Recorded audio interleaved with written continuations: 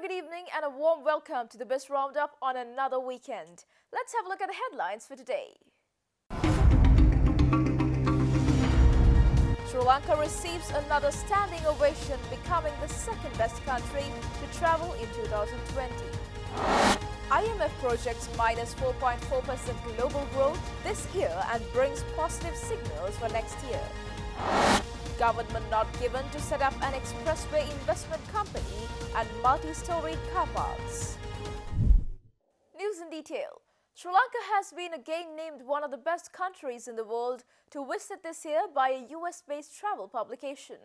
The travel publication CN Traveller also named Sri Lankan Airlines among the top airlines to fly. Sri Lanka scored 93.96 points, slightly behind Italy with a score of 94.05. Sri Lanka beat Portugal, Japan and Greece, which made it to the top 5. Sri Lanka was also in the top 5 best countries to visit in the 2019 list and is currently closed for tourists, but authorities have been talking about setting up travel bubbles. Sri Lanka closed the borders for tourists but kept outbound flights open at the height of the crisis in March and April 2020, when many airports also shut down. Both Sri Lankan Airlines and Qatar flew regularly, ferrying out passengers, and was one of the last airlines to remain on air. It then operated rescue flights for both Sri Lankans and foreign nationals. Sri Lankan Airlines was also named the 6th best airline in the world by CN Traveller. China inked an agreement with Sri Lanka on economic and technical cooperation, providing 16.5 billion rupees in grant assistance. Issuing a press release, the Chinese embassy in Colombo stated that the agreement was inked between Chairman of China International Development Cooperation Agency Wang Xiaotao and Treasury Secretary S.R. Artigala on the sidelines of the high-profile Chinese delegation to Sri Lanka last week. The 7-member delegation, led by former Chinese Foreign Minister and the current Communist Party Political Bureau member Yang Jiechi, called on President Gotabaya Rajapaksa at the Presidential Secretariat. On the sidelines of Yang Jiechi's visit to the nation, an agreement of economic and technical cooperation between China and Sri Lanka, providing 16.5 billion rupees in grant assistance, was signed. Mutually agreed by both sides, the timely grant from the Chinese government will be utilized with a high priority on medical care, education and water supply in rural areas of Sri Lanka, so as to contribute to the well-being of the people in a post-COVID era.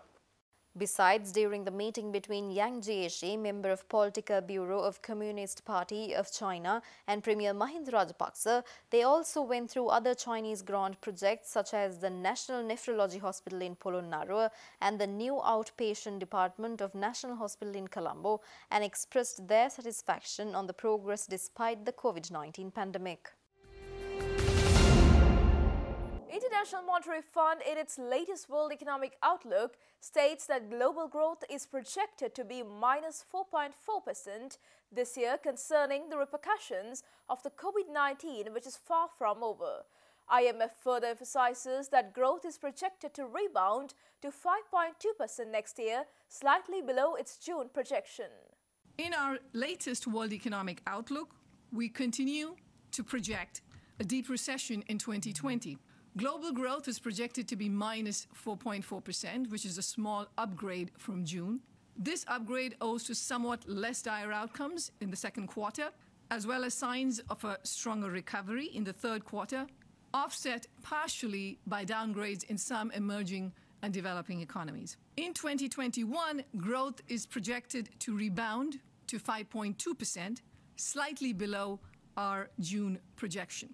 Now, except for China, where output is expected to exceed 2019 levels this year, output in both advanced economies and emerging and developing economies are projected to stay below 2019 levels well into 2021.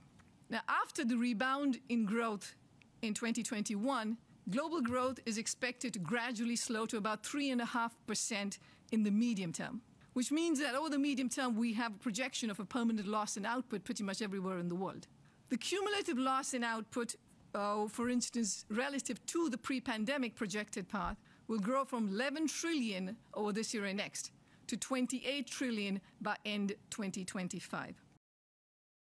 Nevertheless, bringing forward the measures to be taken to ensure a sustained recovery, IMF is confident that if medical solutions can be made available faster, it could lead to a cumulative increase in global income of almost $9 trillion by end of 2025, benefiting all economies. However, there is still much that needs to be done to ensure a sustained recovery. First, greater international collaboration is needed to end this health crisis. Tremendous progress is being made in developing tests, treatments, and vaccines, but only if countries work closely together will there be enough production and widespread distribution to every part of the world to end this pandemic. Now, we estimate that if medical solutions can be made available faster and more widely relative to our current baseline, it could lead to a cumulative increase in global income of almost $9 trillion by end 2025, benefiting all economies and reducing divergence. Second, to the extent possible, policies must focus aggressively on limiting persistent economic damage from this crisis. Governments should continue to provide income support to households and work to preventing rising bankruptcies and job destruction through supporting vulnerable but viable firms. Now, over time, as the recovery strengthens, policies should shift to facilitating a reallocation of resources towards sectors that are growing, like e-commerce, away from sectors that are shrinking.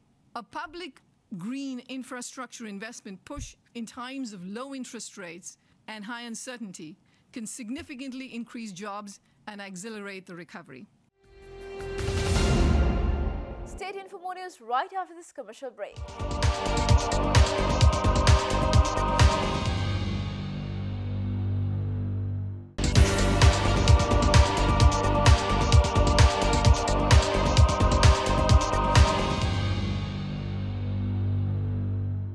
Welcome back after the break. The cabinet approval has been provided to set up an expressway investment company under the ownership of the Secretary to the Treasury, enabling the company to raise the funds required for the construction of expressways. In the meantime, the cabinet has also agreed to construct multi-storied vehicle parking premises and to implement mixed development projects in several selected areas. Prime Minister Mahinda Rajapaksa, as the Minister of Finance, has put forward a proposal for the incorporation of a company solely owned by the Secretary to the Treasury to collect funds required by itself for the construction of the expressways, enabling it to collect the income generated from the tolls collected from expressways and other revenue-generating sources related to expressways. It is noted that about 0.5% to 1% of the GDP will have to be allocated to finance the proposed expressways and the expressways currently under construction. Thereby, currently the 100,000-kilometer rural road project is in progress, and the government has given priority to the completion of the Central Expressway, the commencement of the construction of the Ruwanpur Expressway, and the completion of the Kalaniya to Athuragiri Expressway on towers. On the other hand, the government has approved the building of multi-storied vehicle parking premises in selected areas in Colombo, Anuradhapura and Kandy districts. Thus, Media Minister and Cabinet spokesperson Keheli Ramakwala added that the program to construct and maintain vehicle parking premises by investors selected as per the open competitive procurement process has been planned to minimize the daily traffic congestion caused due to the influx of vehicles in Colombo and the suburbs. Thereby, these projects will be implemented under two methods. The government invites proposal from the private sector investors for the construction of general multi-storied vehicle parks and mechanical parking stations at 8 venues within Colombo and the suburban of Bathuramulla, Anuradhapura and Kandy as a state-private joint venture. On the other hand, the government invites proposals for the construction of general multi-storied vehicle parking premises and mechanical parking stations in Narahempita, Telecom Car Park in Petta, the car park at the Otter Sports Club, Colombo 7 and Kensi Avenue, Colombo 7 with other appropriate projects including housing units, office spaces, so that the expenditure for the project can be generated from the project itself on a pre-sale basis. Moreover, Cabinet of Ministers has approved to reform non-banking financial institutions supervision department of the central bank and to formulate a new institutional structure to regulate the finance companies. Thus, the decision was taken as the committee appointed to look into the irregularities of the Edrisinghe Trust Investments Limited has pointed some lapses of the said department of the central bank.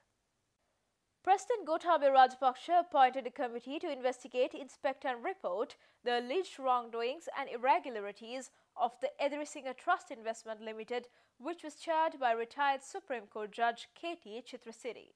Minister Keheli Rambukpala said the committee had pointed out that various offences were committed in violation of the Companies Act, Finance Business Act, Prevention of Money Laundering Act, Financial Transactions Reporting Act, provisions relating to acquisition of land in Sri Lanka by foreigners and the Penal Code of Sri Lanka.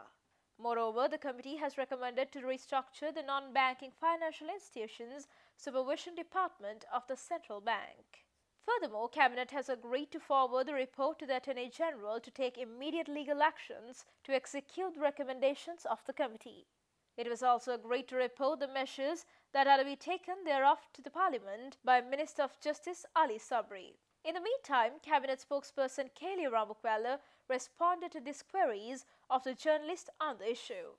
Expenditure Trust Investment Limited, the main demand of the depositors who have become destitute of the collapse of the entity, their main demand is to sell the properties of Expenditure Trust Investment, pay their dues. Will this happen and when, if it is possible? Well, this is a very complex situation. Under these circumstances, that's why with a retired judge, we have appointed a commission to give their report. They have given the report accordingly, and then we will act according to that report. That report says that there are so many assets that belongs to this organization which has not been disclosed. So, therefore, all that will be taken to an assessment, and then also the activities that took place when this transaction took place, the activities that related to this entire transaction was done by the unit with the central bank. Now, there are certain doubts and certain readings of the commission has been given. So, all this will have to be taken into consideration, and as you suggested, it is the final idea is to pay the depositors. That we will make sure and ensure that we will do that. To do that, you need to make the background to the entire thing.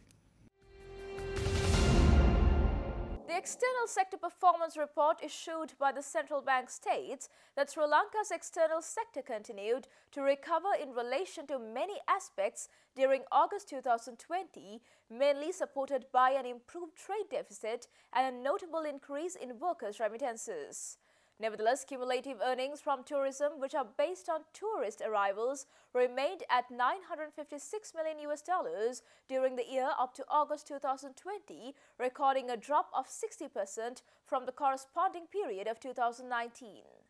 The trade deficit amount in August 2020 narrowed to $342 million from $541 million in August 2019, as imports declined at a faster pace than the decline in exports. Also, on a cumulative basis, the trade deficit narrowed by over $1 billion to $3,812 million during the period from January to August 2020, from $4,855 million in the corresponding period of 2019.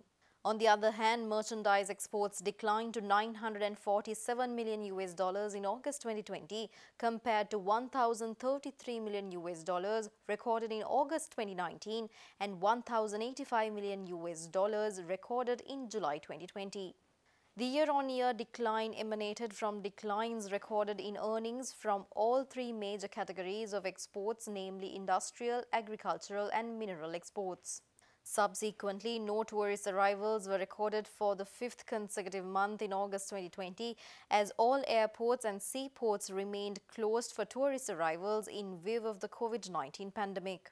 Hence, cumulative tourist arrivals remained at 507,311 during the 8 months ending August 2020 compared to 1,267,737 arrivals recorded during the corresponding period in 2019.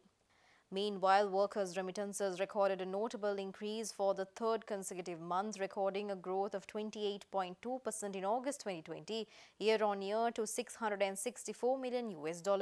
This increase helped limit the cumulative decline in workers' remittances to 1.5% to $4,346 million during the period from January to August 2020 in comparison to the corresponding period of 2019. Government expenditure for the year 2021 has been estimated at 2,678 billion rupees, with the highest allocations for the Ministries of Defence, Highways and Provincial Councils.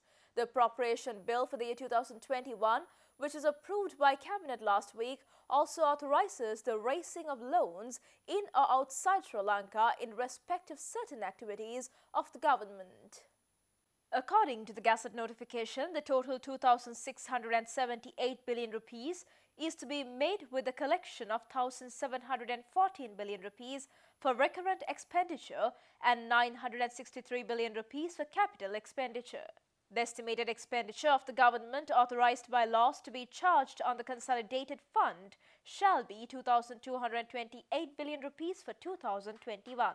The limit on borrowings for the financial year 2021 has been set at 2,900 billion rupees, with the details of such loans to be incorporated in the final budget position report, which is required to be tabled in Parliament under Section 13 of the Fiscal Management Responsibility Act No. 3 of 2003. The highest allocations in the budget will be for the Ministry of Defence, topping 355 billion rupees, of which 316 billion rupees will go towards recurrent expenditure, while capital expenditure at 38 million rupees. The State Ministry of Internal Security, Home Affairs and Disaster Management has been allowed around 152 billion rupees. The State Ministry of Provincial Councils and Local Government, under which allocations are made to the 9 provinces, has been allocated over 338 billion rupees. The Ministry of Highways will get around 330 billion rupees, while the Ministry of Public Services,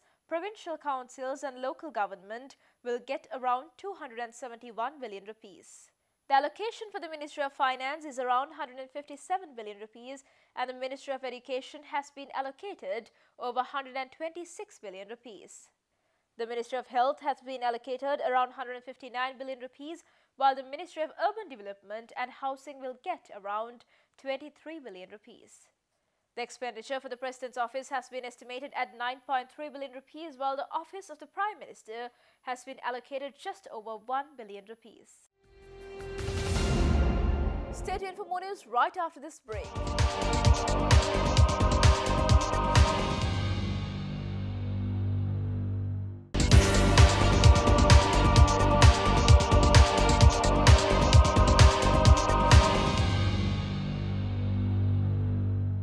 Welcome back after the break. Chief Delegate of the Delegation of German Industry and Commerce in Sri Lanka, Andreas Högenrother, stresses that fresh fruits and vegetables exporters in Sri Lanka should increase awareness for products made in Sri Lanka in international markets to increase business opportunities. Chief Delegate of the Delegation of German Industry and Commerce in Sri Lanka made these observations announcing the details of the Fruit Logistica, which is the world's largest trade fair for fruits, vegetables and spices. Fruit Logistica is a specialized international trade show for fruits, vegetables and spices, and increasing opportunities for local industry stakeholders and export-oriented companies. The trade show is scheduled to happen from February 3rd to 5th next year in Berlin, and it will showcase innovative machinery, digitalization, automation and network technology with special focus on greenhouse technology. Fruit Logistica will be attracting more than 3,300 exhibitors from over 90 countries and more than 72,000 trade visitors from over 135 countries. Thus, the trade show offers exhibitors an international platform while providing an opportunity for face-to-face meetings with potential business partners and strengthening existing business relations with suppliers and customers. The world's largest trade fair on fruits, vegetables and spices. We have decided to concentrate and to promote this fair as the official representative very much because we see a concrete potential for Sri Lankan exporters of fruits, vegetables and spices to promote themselves in a very professional way. There is no other event in the world that can be compared to Fruit Logistica. 3,300 exhibitors, 72,000 trade visitors, so only trade visitors. It's a pure B2B show, and they are coming from more than 135 countries. So it's the most international event in the world, and I think it is the ideal platform to promote made in Sri Lanka related to agricultural products. And now a subject expert at First Capital Holdings will join us in bringing you the detailed report of the trading at stock markets. We saw a continuous market uptrend this week, except on Tuesday where there was a bit of a downturn. Buying interest in the market was extremely high, where retail participation has been driving the market this week. We saw significantly high level of turnover on all days. Turnover has been exceeding 3 billion rupees, and a couple of days we saw even turnover exceeding 5 billion rupees with over 40,000 trades also in those few days. So with that, what we are actually seeing is the retail community is starting to dominate the overall market activity, and with that basically the shares that were very popular were the mid-cap shares to penny stock shares. So we saw a significant amount of those kind of shares moving in value. However, towards the mid to end of this week, we are starting to see a shift in this trend. That is, we are starting to see slowly where investors are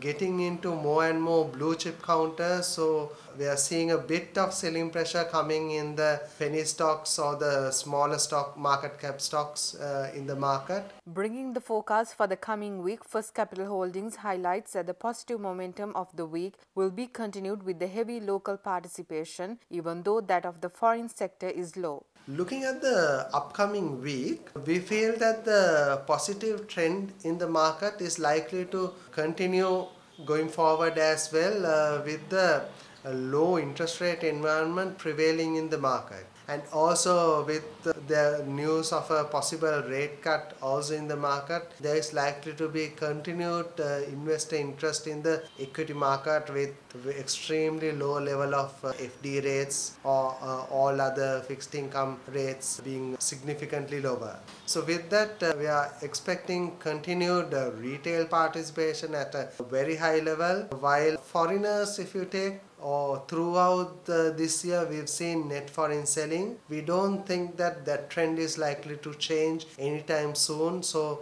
with that, we feel the foreign selling of course is likely to continue. However, all that selling with the highly local dominated investor segment is likely to get completely absorbed the selling pressure, and with that we feel that with the high positive sentiment that is there in the market, the uptrend in the market is also likely to continue for a few more weeks.